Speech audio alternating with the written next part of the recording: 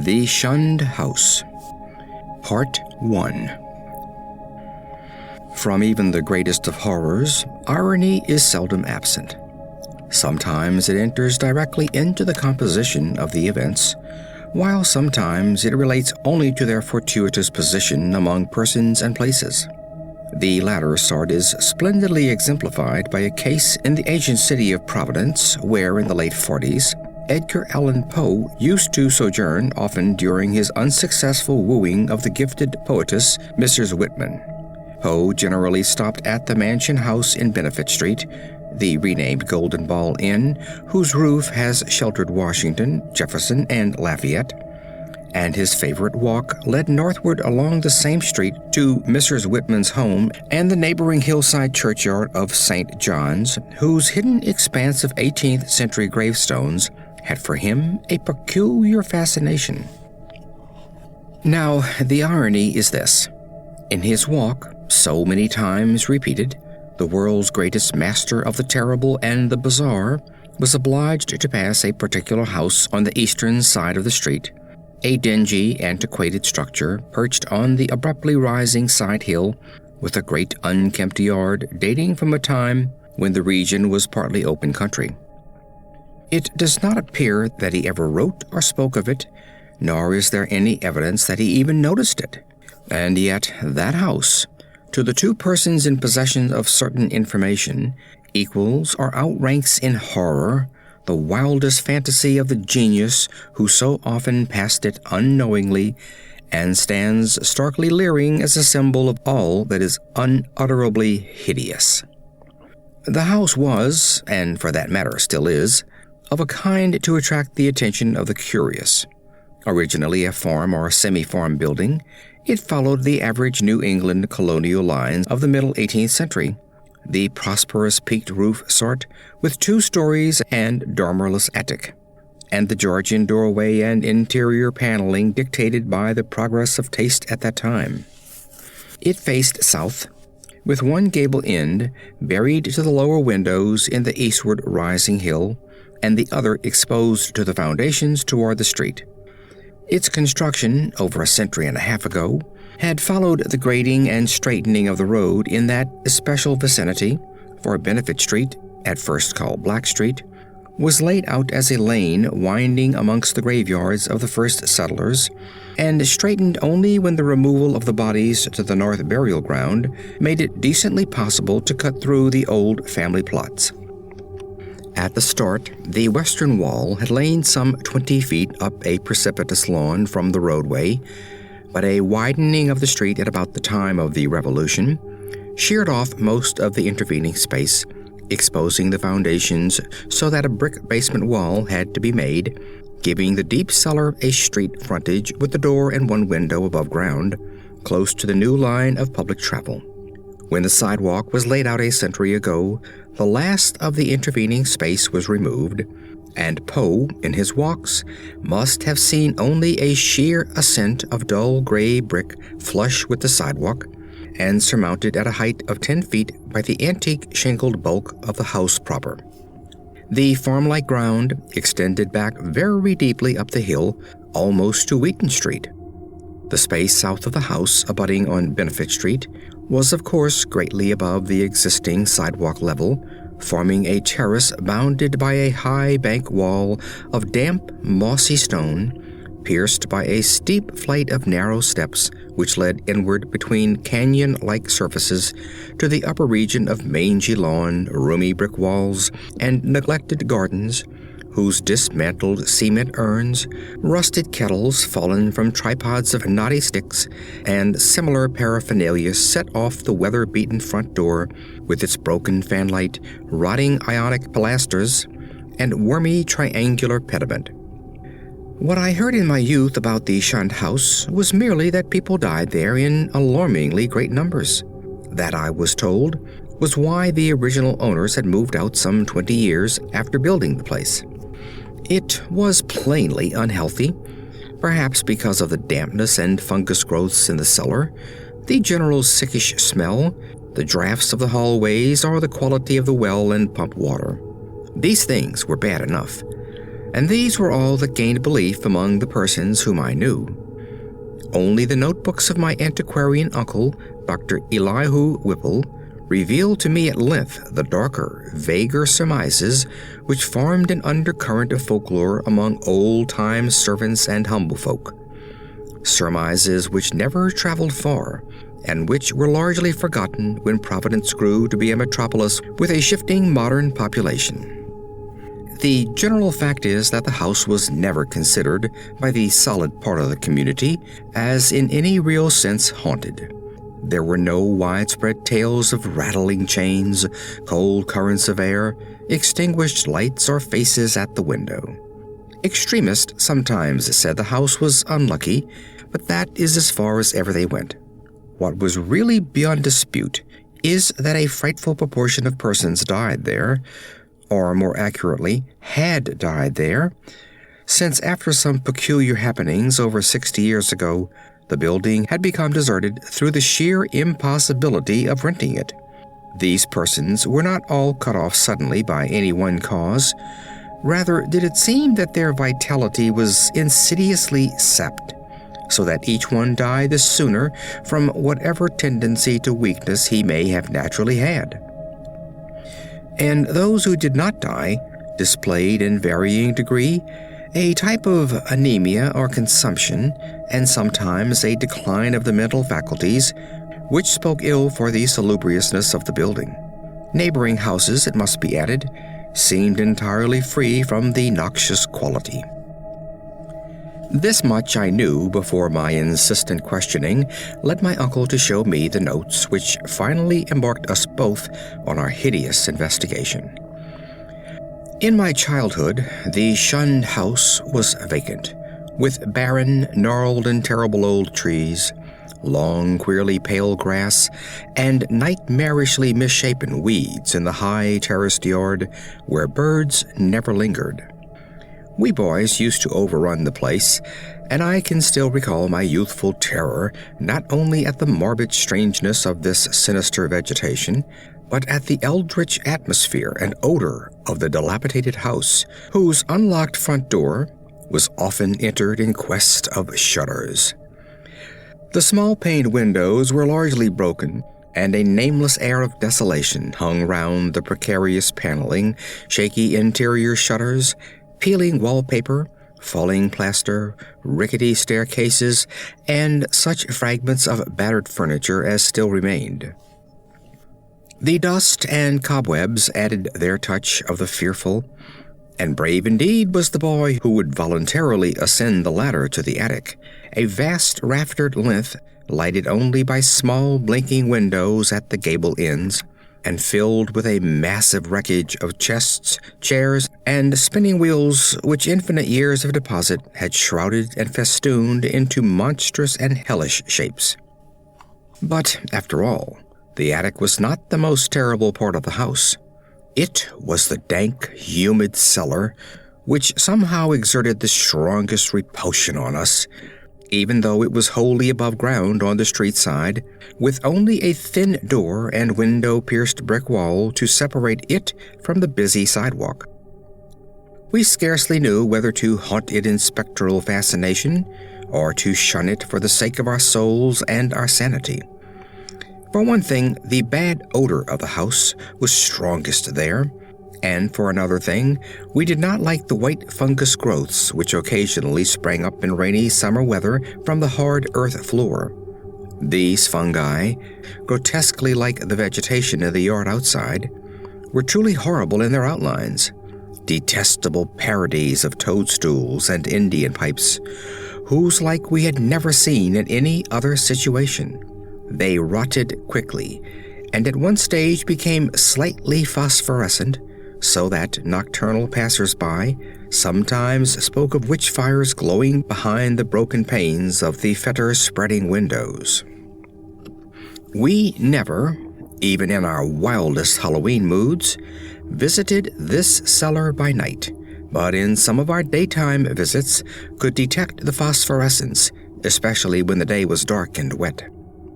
There was also a subtler thing we often thought we detected, a very strange thing which was, however, merely suggestive at most.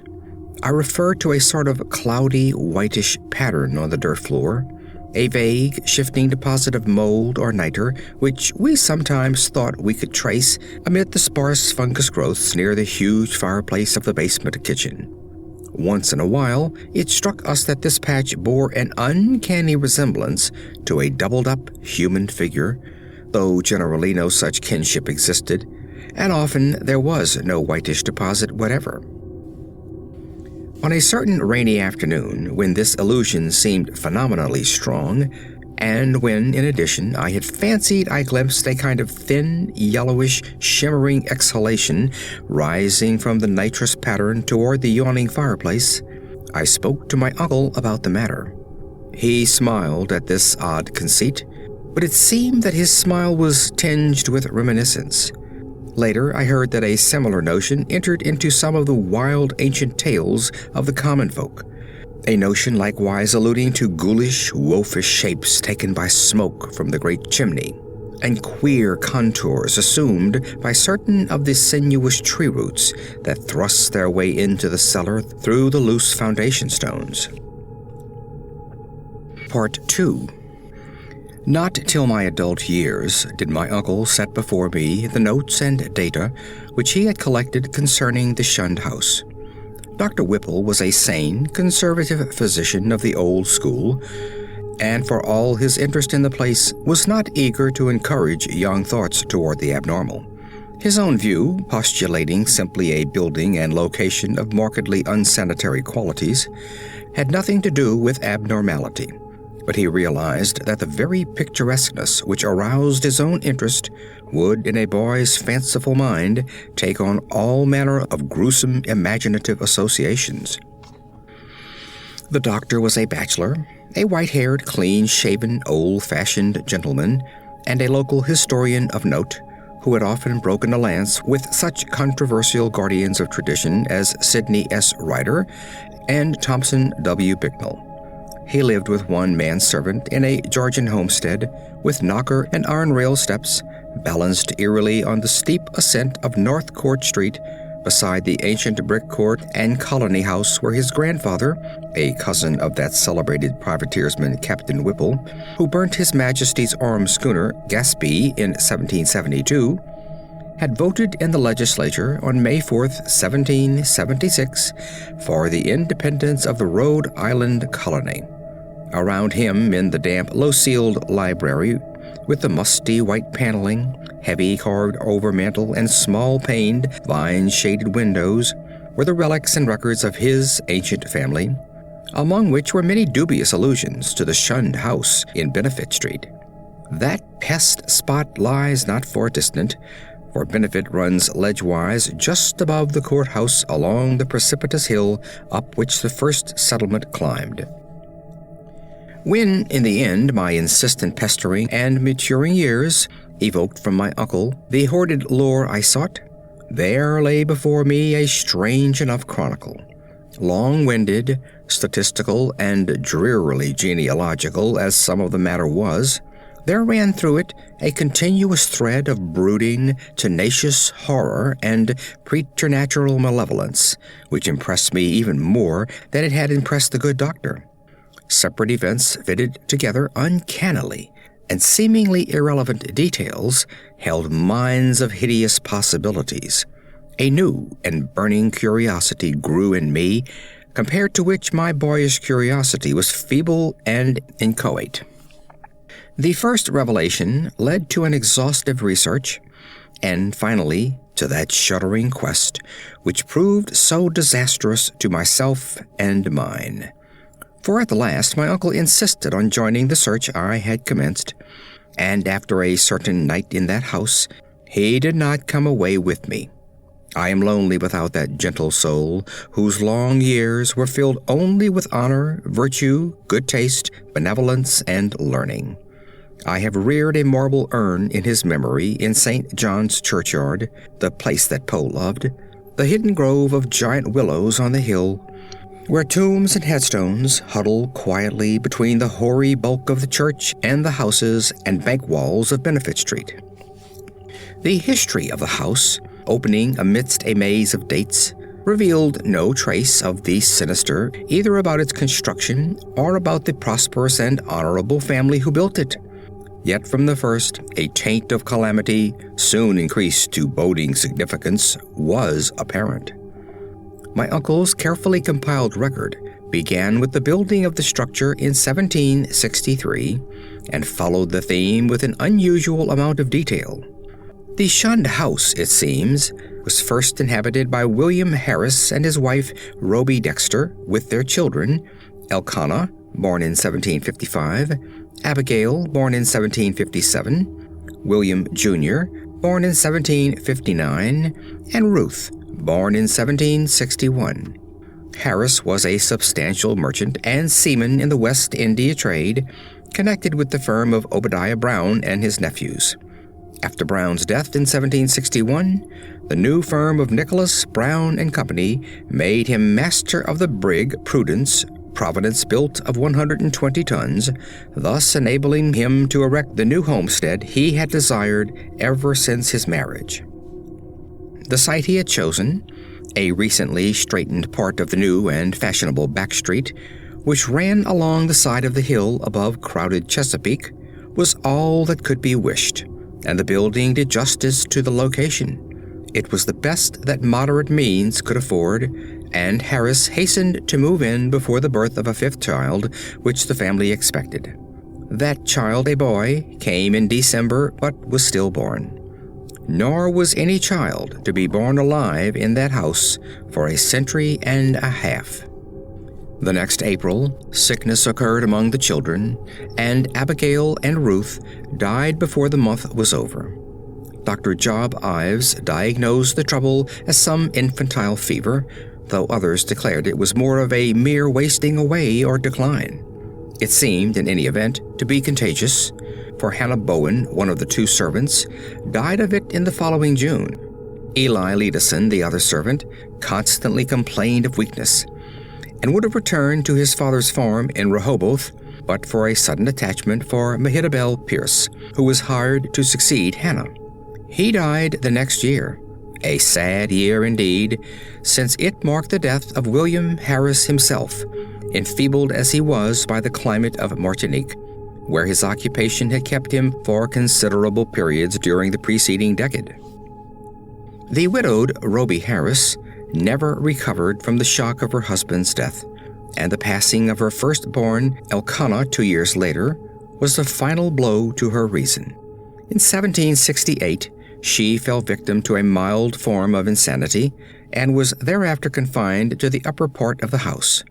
Her elder maiden sister, Mercy Dexter, having moved in to take charge of the family. Mercy was a plain, raw-boned woman of great strength, but her health visibly declined from the time of her advent. She was greatly devoted to her unfortunate sister, and had an especial affection for her only surviving nephew, William, who, from a sturdy infant, had become a sickly, spindling lad. In this year the servant Mehitabel died, and the other servant, Preserved Smith, left without coherent explanation, or at least with only some wild tales and a complaint that he disliked the smell of the place. For a time, Mercy could secure no more help, since the 7 deaths and the case of madness, all occurring within 5 years' space, had begun to set in motion the body of fireside rumor which later became so bizarre. Ultimately, however, she obtained new servants from out of town. Anne White, a morose woman from that part of North Kingston now set off as the township of Exeter, and a capable Boston man named Zenas Lowe. It was Anne White who first gave definite shape to the sinister idle talk. Mercy should have known better than to hire anyone from the Newsneck Hill country, for that remote bit of backwoods was then, as now, a seat of the most uncomfortable superstitions. As lately as 1892, an Exeter community exhumed a dead body and ceremoniously burnt its heart in order to prevent certain alleged visitations injurious to the public health and peace, and one may imagine the point of view of the same section in 1768. Anne's tongue was perniciously active, and within a few months Mercy discharged her, filling her place with a faithful and amiable Amazon from Newport, Maria Robbins. Meanwhile, poor Rhoby Harris, in her madness, gave voice to dreams and imaginings of the most hideous sort. At times her screams became insupportable, and for long periods she would utter shrieking horrors which necessitated her son's temporary residence with his cousin Peleg Harris in Presbyterian Lane near the new college building. The boy would seem to improve after these visits, and had Mercy been as wise as she was well-meaning, she would have let him live permanently with Peleg. Just what Mrs. Harris cried out in her fits of violence, tradition hesitates to say, or rather presents such extravagant accounts that they nullify themselves through sheer absurdity. Certainly it sounds absurd to hear that a woman educated only in the rudiments of French often shouted for hours in a coarse and idiomatic form of that language, or that the same person, alone and guarded, complained wildly of a staring thing which bit and chewed at her. In 1772, the servant Zenas died, and when Mrs. Harris heard of it, she laughed with a shocking delight utterly foreign to her. The next year she herself died, and was laid to rest in the North burial ground beside her husband. Upon the outbreak of trouble with Great Britain in 1775, William Harris, despite his scant 16 years and feeble constitution, managed to enlist in the Army of Observation under General Greene, and from that time on enjoyed a steady rise in health and prestige.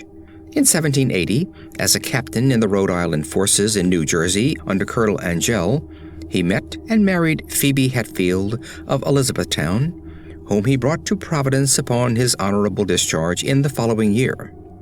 The young soldier's return was not a thing of unmitigated happiness. The house, it is true, was still in good condition, and the street had been widened and changed in name from Back Street to Benefit Street. But Mercy Dexter's once robust frame had undergone a sad and curious decay, so that she was now a stooped and pathetic figure with hollow voice and disconcerting pallor, qualities shared to a singular degree by the one remaining servant, Maria. In the autumn of 1782, Phoebe Harris gave birth to a stillborn daughter, and on the 15th of the next May, Mercy Dexter took leave of a useful, austere, and virtuous life. William Harris, at last thoroughly convinced of the radically unhealthy nature of his abode, now took steps toward quitting it and closing it forever. Securing temporary quarters for himself and his wife at the newly opened Golden Ball Inn, he arranged for the building of a new and finer house in Westminster Street, in the growing part of the town across the Great Bridge. There, in 1785, his son Duty was born, and there the family dwelt till the encroachments of commerce drove them back across the river and over the hill to Angell Street, in the newer East Side residence district, where the late Archer Harris built his sumptuous but hideous French-roofed mansion in 1876. William and Phoebe both succumbed to the yellow fever epidemic of 1797, but Duty was brought up by his cousin Rathbone Harris, Peleg's son. Rathbone was a practical man and rented the Benefit House despite Williams's wish to keep it vacant. He considered it an obligation to his ward to make the most of all the boy's property, nor did he concern himself with the deaths and illnesses which caused so many changes of tenants, or the steadily growing aversion with which the house was generally regarded. It is likely that he felt only vexation when, in 1804, the town council ordered him to fumigate the place with sulfur, tar, and gum camphor on account of the much-discussed deaths of 4 persons, presumably caused by the then diminishing fever epidemic.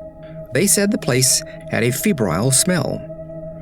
Duty himself thought little of the house, for he grew up to be a privateersman and served with distinction on the Vigilant under Captain Cahoon in the War of 1812.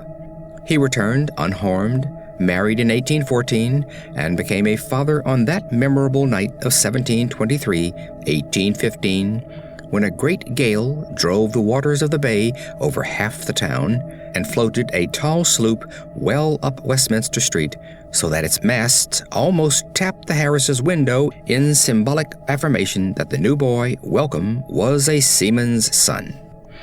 Welcome did not survive his father, but lived to perish gloriously at Fredericksburg in 1862.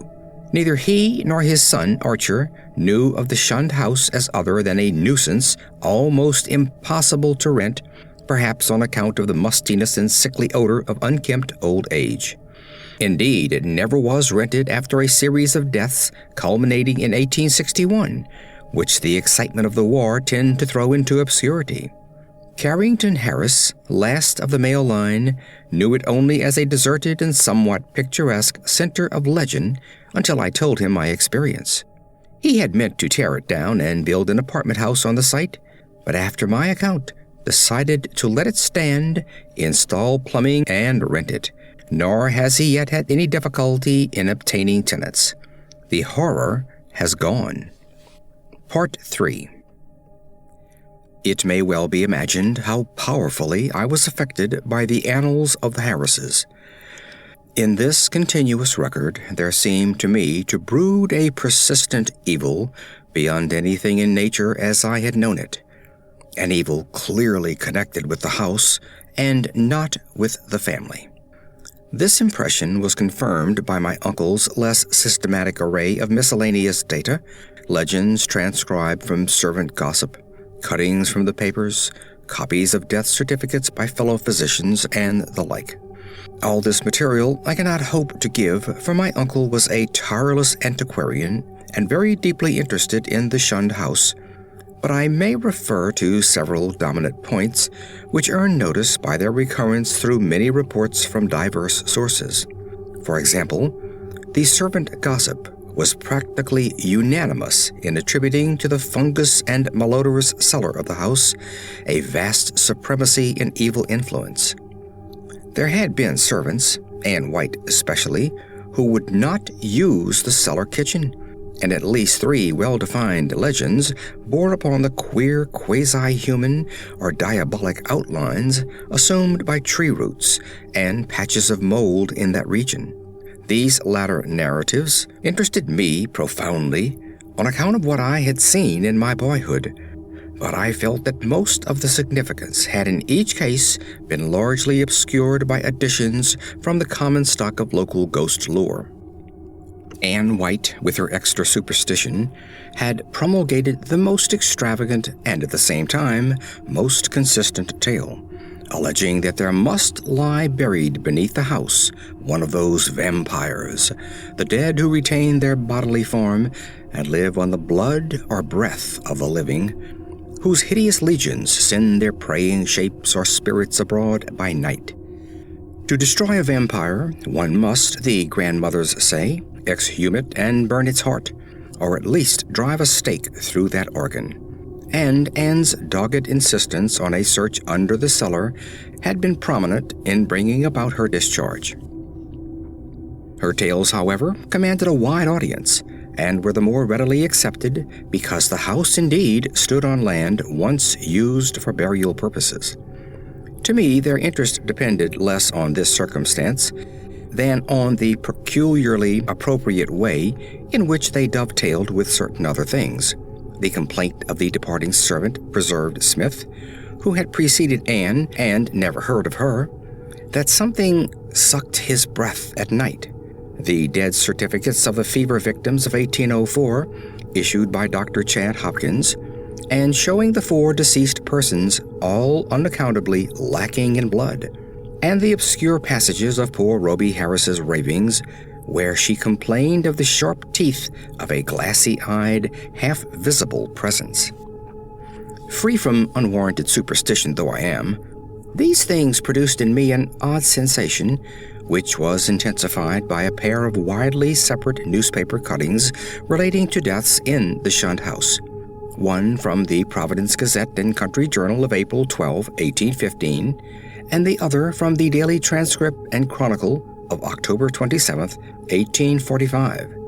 each of which detailed an appallingly grisly circumstance whose duplication was remarkable. It seems that in both instances, the dying person, in 1815 a gentle old lady named Stafford, and in 1845 a school teacher of middle age named Eleazar Durfee, became transfigured in a horrible way, glaring glassily and attempting to bite the throat of the attending physician. Even more puzzling, though, was the final case which put an end to the renting of the house. A series of anemia deaths preceded by progressive madness, wherein the patient would craftily attempt the lives of his relatives by incisions in the neck or wrist.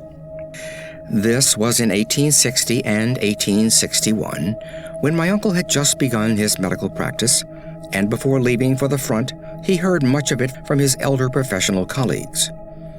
The really inexplicable thing was the way in which the victims, ignorant people, for the ill-smelling and widely shunned house could now be rented to no others, would babble maledictions in French, a language they could not possibly have studied to any extent.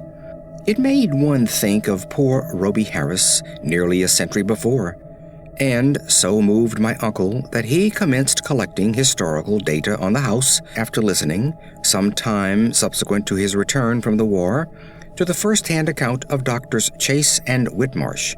Indeed, I could see that my uncle had thought deeply on the subject, and that he was glad of my own interest, an open-minded and sympathetic interest, which enabled him to discuss with me matters at which others would merely have laughed.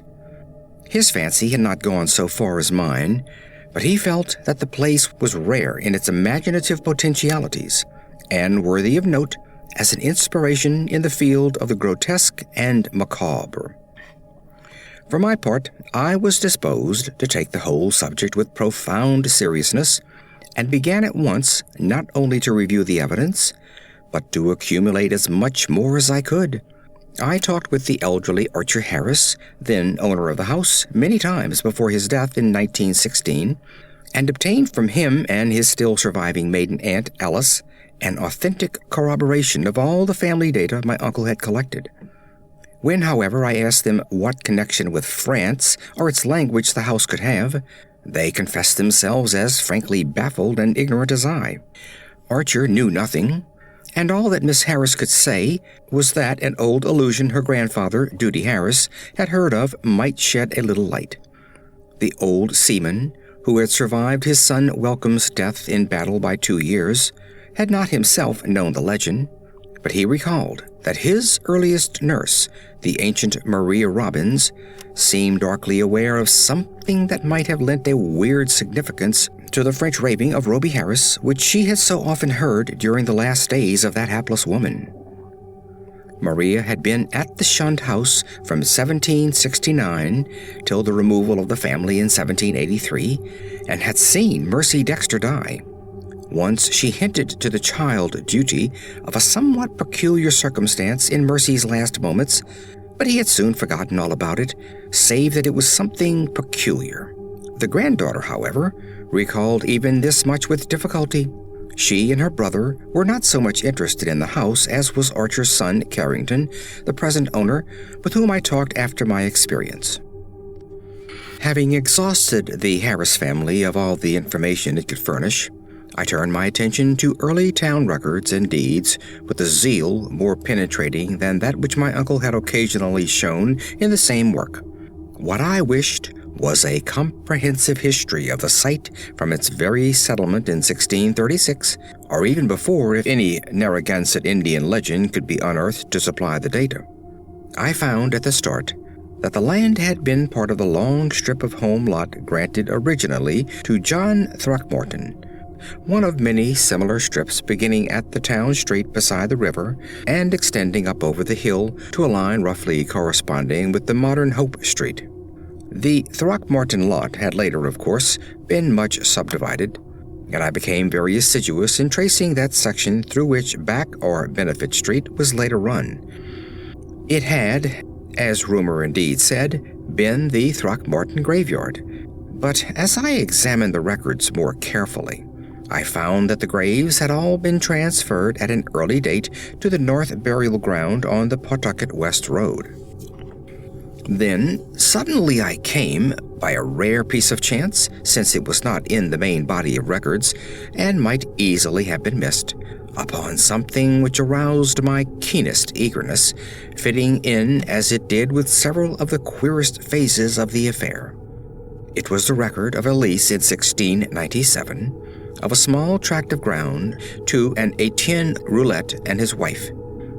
At last the French element had appeared, that and another deeper element of horror which the name conjured up from the darkest recesses of my weird and heterogeneous reading. And I feverishly studied the platting of the locality as it had been before the cutting through and partial straightening of Back Street between 1747 and 1758.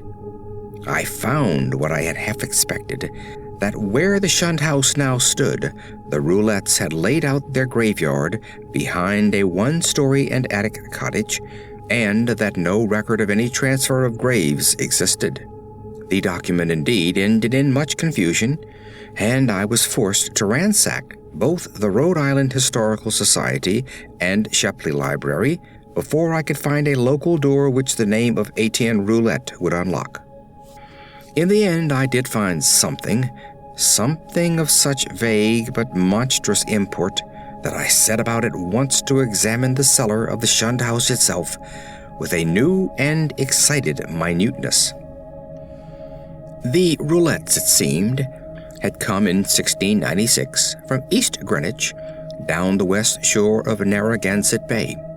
They were Huguenots from Claude and had encountered much opposition before the Providence selectmen allowed them to settle in the town.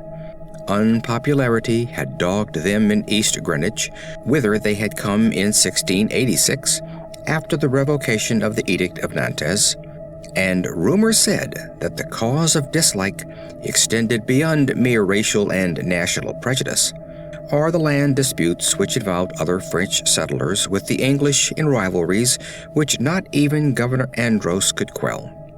But their ardent Protestantism, too ardent, some whispered, and their evident distress when virtually driven from the village down the bay, had moved the sympathy of the town fathers. Here the strangers had been granted a haven, and the swarthy Etienne Roulette, less apt at agriculture than at reading queer books and drawing queer diagrams, was given a clerical post in the warehouse at Pardon Tinglehast's wharf, far south in Town Street. There had, however, been a riot of some sort later on, perhaps 40 years later, after old Roulette's death, and no one seemed to hear of the family after that.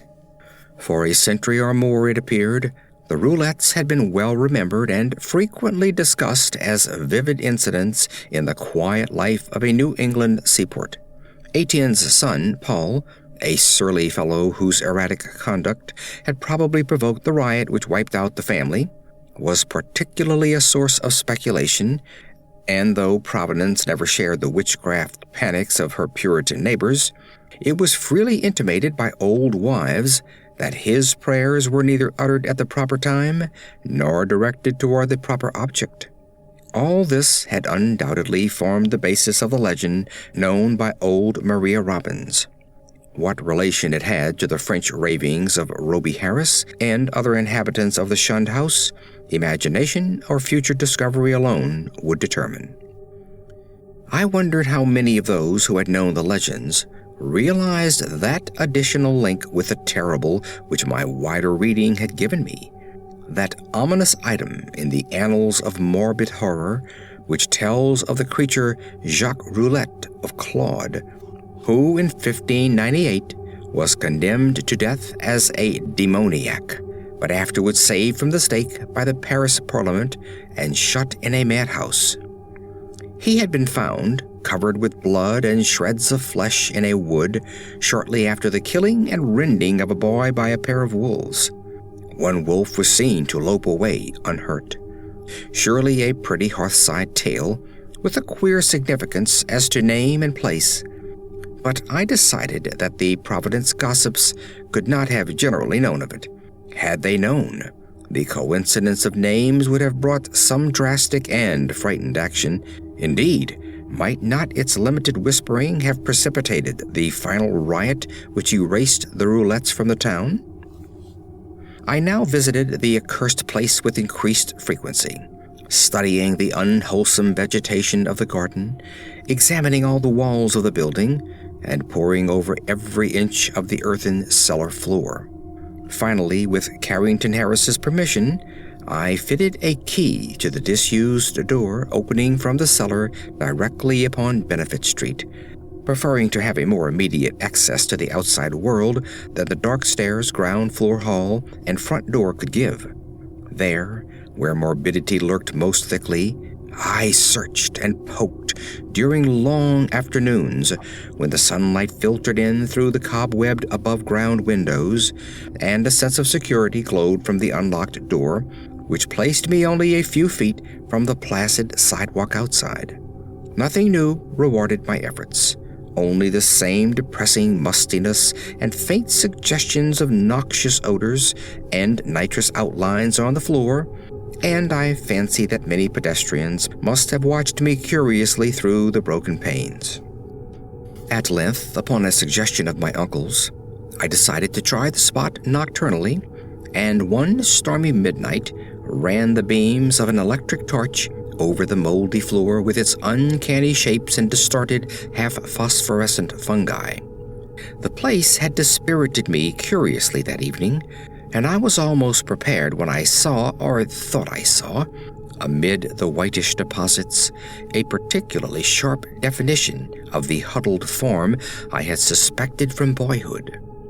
Its clearness was astonishing and unprecedented, and as I watched, I seemed to see again the thin, yellowish, shimmering exhalation which had startled me on that rainy afternoon so many years before. Above the anthropomorphic patch of mold by the fireplace, it rose, a subtle, sickish, almost luminous vapor, which, as it hung trembling in the dampness, seemed to develop vague and shocking suggestions of form, gradually trailing off into nebulous decay and passing up into the blackness of the great chimney with a fetor in its wake. It was truly horrible, and the more so to me because of what I knew of the spot. Refusing to flee, I watched it fade, and as I watched, I felt that it was in turn watching me greedily with eyes more imaginable than visible. When I told my uncle about it, he was greatly aroused, and after a tense hour of reflection, arrived at a definite and drastic decision. Weighing in his mind the importance of the matter and the significance of our relation to it, he insisted that we both test and, if possible, destroy the horror of the house by a joint night or nights of aggressive vigil in that musty and fungus-cursed cellar. Part 4. On Wednesday, June 25th, 1919, after a proper notification of Carrington Harris, which did not include surmises as to what we expected to find, my uncle and I conveyed to the Shunned house 2 camp chairs and a folding camp cot, together with some scientific mechanism of greater weight and intricacy. These we placed in the cellar during the day, screening the windows with paper and planning to return in the evening for our first vigil. We had locked the door from the cellar to the ground floor, and having a key to the outside cellar door, were prepared to leave our expensive and delicate apparatus, which we had obtained secretly and at great cost, as many days as our vigils might be protracted. It was our design to sit up together till very late, and then watch singly till dawn in 2-hour stretches, myself first, and then my companion, the inactive member resting on the cot. The natural leadership with which my uncle procured the instruments from the laboratories of Brown University and the Cranston Street Armory, and instinctively assumed direction of our venture, was a marvelous commentary on the potential vitality and resilience of a man of 81. Elihu Whipple had lived according to the hygienic laws he had preached as a physician, and, but for what happened later, would be here in full vigor today. Only two persons suspected what did happen: Carrington Harris and myself. I had to tell Harris because he owned the house and deserved to know what had gone out of it. Then, too, we had spoken to him in advance of our quest, and I felt after my uncle's going that he would understand and assist me in some vitally necessary public explanations. He turned very pale, but agreed to help me and decided that it would now be safe to rent the house. To declare that we were not nervous on that rainy night of watching would be an exaggeration, both gross and ridiculous. We were not, as I have said, in any sense childishly superstitious, but scientific study and reflection had taught us that the known universe of 3 dimensions embraces the merest fraction of the whole cosmos of substance and energy. In this case, an overwhelming preponderance of evidence from numerous authentic sources pointed to the tenacious existence of certain forces of great power and, so far as the human point of view is concerned, exceptional malignancy. To say that we actually believed in vampires or werewolves would be a carelessly inclusive statement. Rather, must it be said that we were not prepared to deny the possibility of certain unfamiliar and unclassified modifications of vital force and attenuated matter, as existing very infrequently in 3-dimensional space because of its more intimate connection with other spatial units, yet close enough to the boundary of our own to furnish us occasional manifestations which we, for lack of a proper vantage point, may never hope to understand. In short, it seemed to my uncle and me that an incontrovertible array of facts pointed to some lingering influence in the Shunned house, traceable to one or another of the ill-favored French settlers of 2 centuries before, and still operative through rare and unknown laws of atomic and electronic motion. That the family of Roulette had possessed an abnormal affinity for outer circles of entity, dark spheres which for normal folk hold only repulsion and terror, their recorded history seemed to prove.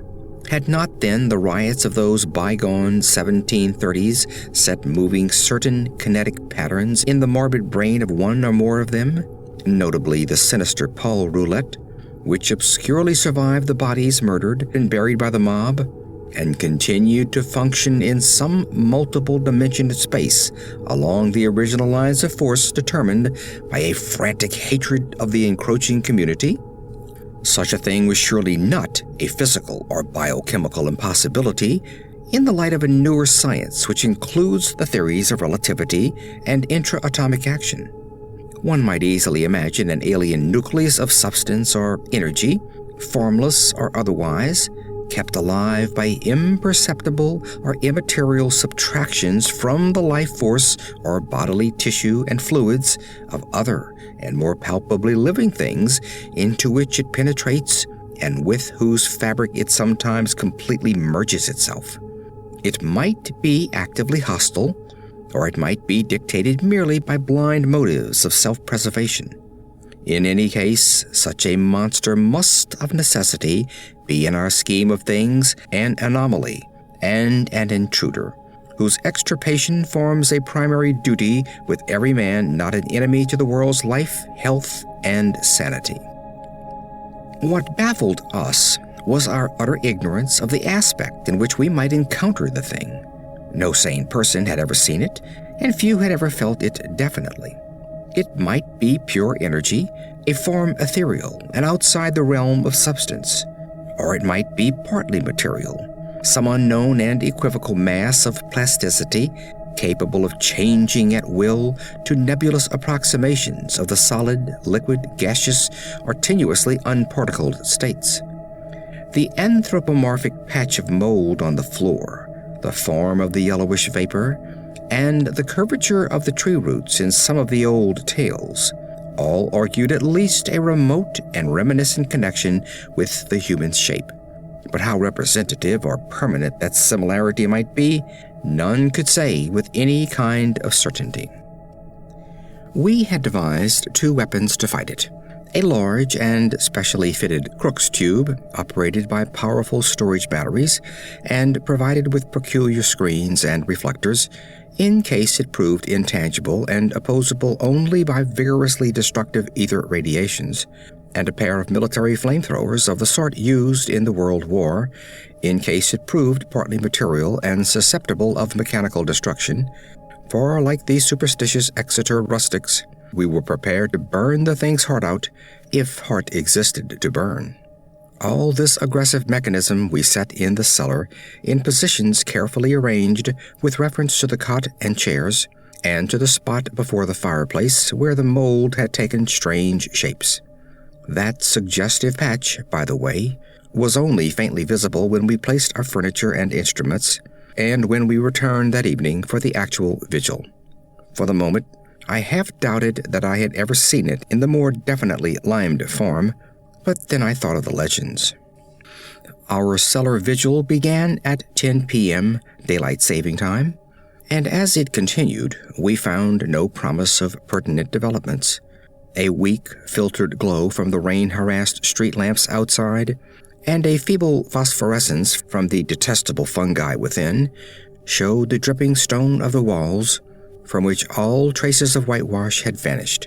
The dank, fetid, and mildew-tainted hard earth floor with its obscene fungi, the rotting remnants of what had been stools, chairs, and tables, and other more shapeless furniture, the heavy planks and massive beams of the ground floor overhead, the decrepit plank door leading to bins and chambers beneath other parts of the house, the crumbling stone staircase with ruined wooden handrail, and the crude and cavernous fireplace of the blackened brick, where rusted iron fragments revealed the past presence of hooks, andirons, spit, crane, and a door to the Dutch oven. These things, and our austere cot and camp chairs, and the heavy and intricate destructive machinery we had brought. We had, as in our own former explorations, left the door to the street unlocked, so that a direct and practical path of escape might lie open in case of manifestations beyond our power to deal with. It was our idea that our continued nocturnal presence would call forth whatever malign entity lurked there, and that being prepared, we could dispose of the thing with one or the other of our provided means as soon as we had recognized and observed it sufficiently. How long it might require to evoke and extinguish the thing, we had no notion. It occurred to us, too, that our venture was far from safe, for in what strength the thing might appear, no one could tell. But we deemed the game worth the hazard, and embarked on it alone and unhesitatingly, conscious that the seeking of outside aid would only expose us to ridicule and perhaps defeat our entire purpose.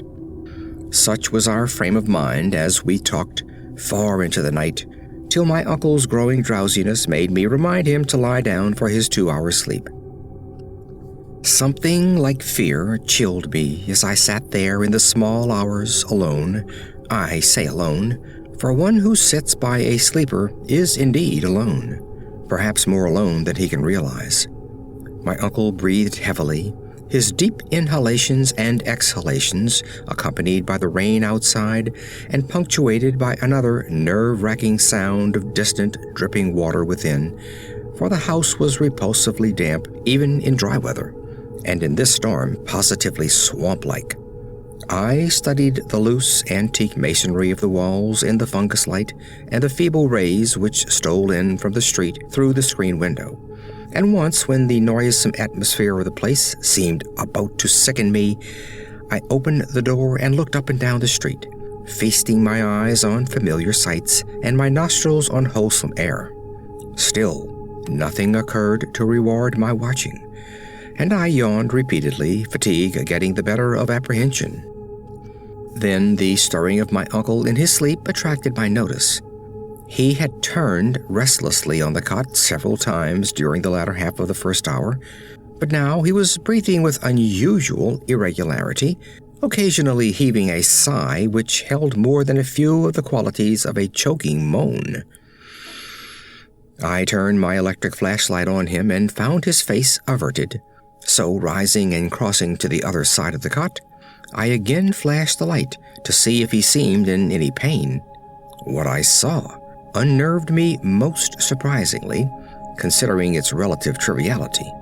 It must have been merely the association of any odd circumstances with the sinister nature of our location and mission, for surely the circumstance was not in itself frightful or unnatural.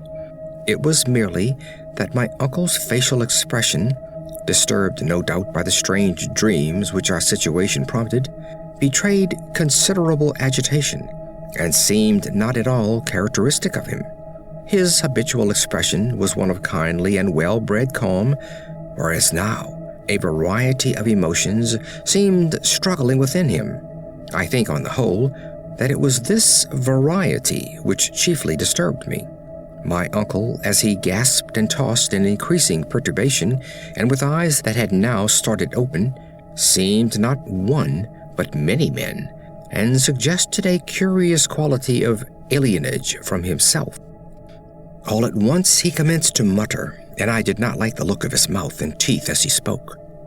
The words were at first indistinguishable, and then, with a tremendous start, I recognized something about them which filled me with icy fear, till I recalled the breadth of my uncle's education and the interminable translations he had made from anthropological and antiquarian articles in the Revue des Deux Mondes, for the venerable Elihu Whipple was muttering in French, and the few phrases I could distinguish seemed connected with the darkest myths he had ever adapted from the famous Paris magazine. Suddenly a perspiration broke out on the sleeper's forehead, and he leaped abruptly up half awake. The jumble of French changed to a cry in English, and the hoarse voice shouted excitedly, "My breath! My breath!" Then the awakening became complete, and with a subsidence of facial expression to the normal state, my uncle seized my hand and began to relate a dream whose nucleus of significance I could only surmise with a kind of awe. He had, he said, floated off from a very ordinary series of dream pictures into a dream whose strangeness was related to nothing he had ever read. It was of this world and yet not of it, a shadowy geometrical confusion in which could be seen elements of familiar things in most unfamiliar and perturbing combinations. There was a suggestion of queerly disoriented pictures superimposed one upon another, an arrangement in which the essentials of time as well as of space seemed dissolved and mixed in the most illogical fashion. In this kaleidoscopic vortex of phantasmal images were occasional snapshots, if one might use the term, of singular clearness but unaccountable heterogeneity. Once my uncle thought he lay in a carelessly dug open pit, with a crowd of angry faces framed by straggling locks and three-cornered hats frowning down on him. Again, he seemed to be in the interior of a house, an old house apparently, but the details and inhabitants were constantly changing, and he could never be certain of the faces or the furniture, or even of the room itself, since doors and windows seemed in just as great a state of flux as the presumably more mobile objects. It was queer, damnably queer, and my uncle spoke almost sheepishly, as if half expecting not to be believed, when he declared that of the strange faces, many had unmistakably borne the features of the Harris family. And all the while there was a personal sensation of choking, as if some pervasive presence had spread itself through his body and sought to possess itself of his vital processes.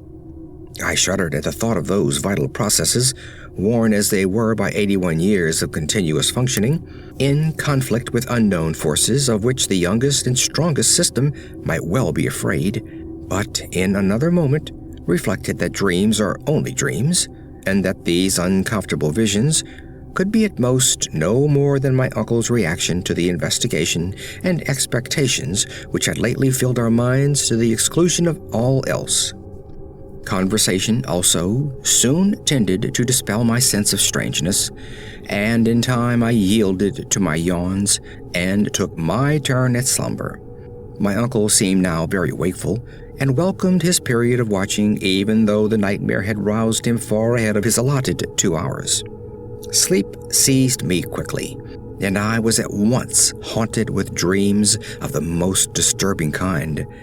I felt in my visions a cosmic and abysmal loneness, with hostility surging from all sides upon some prison where I lay confined.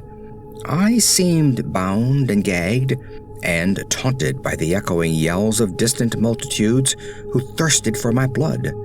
My uncle's face came to me with less pleasant association than in waking hours, and I recall many futile struggles and attempts to scream. It was not a pleasant sleep, and for a second I was not sorry for the echoing shriek which clove through the barrier of dream and flung me to a sharp and startled awakeness in which every actual object before my eyes stood out with more than natural clearness and reality. Section 5. I had been lying with my face away from my uncle's chair, so that in this sudden flash of awakening, I saw only the door to the street, the window, and the wall and floor and ceiling toward the north of the room, all photographed with morbid vividness on my brain in a light brighter than the glow of the fungi or the rays from the street outside. It was not a strong, or even a fairly strong light, certainly not nearly strong enough to read an average book by, but it cast a shadow of myself and the cot on the floor, and had a yellowish, penetrating force that hinted at things more potent than luminosity. This I perceived with unhealthy sharpness, despite the fact that two of my other senses were violently assailed. For on my ears rang the reverberations of that shocking scream, while my nostrils revolted at the stench which filled the place. My mind, as alert as my senses, recognized the gravely unusual, and almost automatically I leaped up and turned about to grasp the destructive instruments which we had left trained on the moldy spot before the fireplace. As I turned, I dreaded what I was to see, for the scream had been in my uncle's voice, and I knew not against what menace I should have to defend him and myself. Yet, after all, the sight was worse than I had dreaded. There are horrors beyond horrors, and this was one of those nuclei of all dreamable hideousness which the cosmos saves to blast an accursed and unhappy few. Out of the fungus-ridden earth steamed up a vaporous, corpse-light, yellow and diseased, which bubbled and lapped to a gigantic height in vague outlines half human and half monstrous, through which I could see the chimney and fireplace beyond. It was all eyes, wolfish and mocking, and the rugose insect-like head dissolved at the top to a thin stream of mist which curled putridly about and finally vanished up the chimney. I say that I saw this thing, but it is only in conscious retrospection that I ever definitely traced its damnable approach to form. At the time, it was to me only a seething, dimly phosphorescent cloud of fungus loathsomeness, enveloping and dissolving to an abhorrent plasticity the one object on which all my attention was focused. That object was my uncle, the venerable Elihu Whipple, who, with blackening and decaying features, leered and gibbered at me, and reached out dripping claws to rend me in the fury which this horror had brought. It was a sense of routine which kept me from going mad. I had drilled myself in preparation for the crucial moment, and blind training saved me. Recognizing the bubbling evil as no substance reachable by matter or material chemistry, and therefore ignoring the flamethrower which loomed on my left, I threw on the current of the Crookes tube apparatus and focused toward that scene of immortal blasphemousness, the strongest ether radiations which man's art can rouse from the spaces and fluids of nature. There was a bluish haze and a frenzied sputtering, and the yellowish phosphorescence grew dimmer to my eyes. But I saw the dimness was only that of contrast, and that the waves from the machine had no effect whatever. Then, in the midst of that demoniac spectacle, I saw a fresh horror which brought cries to my lips and sent me fumbling and staggering toward that unlocked door to the quiet street, careless of what abnormal terrors I loosed upon the world, or what thoughts or judgments of men I brought down upon my head. In that dim blend of blue and yellow, the form of my uncle had commenced a nauseous liquefaction, whose essence eludes all description, and in which there played across his vanishing face such changes of identity as only madness can conceive. He was at once a devil and a multitude, a charnel house and a pageant. Lit by the mixed and uncertain beams, that gelatinous face assumed a dozen, a score, 100 aspects, grinning as it sank to the ground on a body that melted like tallow in the caricatured likeness of legions strange and yet not strange. I saw the features of the Harris line, masculine and feminine, adult and infantile, and other features old and young, coarse and refined, familiar and unfamiliar. For a second there flashed a degraded counterfeit of a miniature of poor mad Roby Harris that I had seen in the School of Design Museum, and another time I thought I caught the raw-boned image of Mercy Dexter as I recalled her from a painting in Carrington Harris's house. It was frightful beyond conception.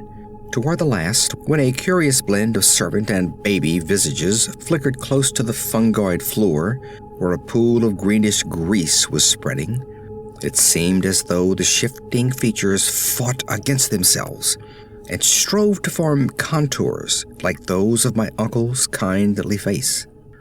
I like to think that he existed at that moment and that he tried to bid me farewell. It seems to me I hiccuped a farewell from my own parched throat as I lurched out into the street, a thin stream of grease following me through the door to the rain-drenched sidewalk. The rest is shadowy and monstrous. There was no one in the soaking street, and in all the world there was no one I dared tell. I walked aimlessly south past College Hill and the Athenaeum, down Hopkins Street, and over the bridge to the business section, where tall buildings seemed to guard me as modern material things guard the world from ancient and unwholesome wonder. Then gray dawn unfolded wetly from the east, silhouetting the archaic hill and its venerable steeples, and beckoning me to the place where my terrible work was still unfinished. And in the end I went, wet, hatless, and dazed in the morning light, and entered that awful door in Benefit Street, which I had left ajar and which still swung cryptically in full sight of the early householders to whom I dared not speak. The grease was gone, for the moldy floor was porous, and in front of the fireplace was no vestige of the giant doubled-up form traced in niter. I looked at the cot, the chairs, the instruments, my neglected hat, and the yellowed straw hat of my uncle. Dazedness was uppermost, and I could scarcely recall what was dream and what was reality. Then thought trickled back, and I knew that I had witnessed things more horrible than I had dreamed. Sitting down, I tried to conjecture as near as sanity would let me just what had happened, and how I might end the horror, if indeed it had been real. Matter it seemed not to be, nor ether, nor anything else conceivable by mortal mind. What then but some exotic emanation, some vampirish vapor, such as Exeter rustics tell of as lurking over certain churchyards? This, I felt, was the clue, and again I looked at the floor before the fireplace where the mold and the niter had taken strange forms. In 10 minutes my mind was made up, and taking my hat I set out for home, where I bathed, ate, and gave by telephone an order for a pickaxe, a spade, a military gas mask, and 6 carboys of sulfuric acid, all to be delivered the next morning at the cellar door of the Shunned house in Benefit Street. After that I tried to sleep, and failing, passed the hours in reading and in the composition of inane verses to counteract my mood. At 11 a.m. the next day, I commenced digging. It was sunny weather, and I was glad of that. I was still alone, for as much as I feared the unknown horror I sought, there was more fear in the thought of telling anybody. Later, I told Harris, only through sheer necessity, and because he had heard odd tales from old people which disposed him ever so little toward belief. As I turned up the stinking black earth in front of the fireplace, my spade causing a viscous yellow ichor to ooze from the white fungi which it severed, I trembled at the dubious thoughts of what I might uncover. Some secrets of inner earth are not good for mankind, and this seemed to me one of them. My hand shook perceptibly, but still I delved, after a while standing in the large hole I had made. With the deepening of the hole, which was about 6 feet square, the evil smell increased, and I lost all doubt of my imminent contact with the hellish thing whose emanations had cursed the house for over a century and a half.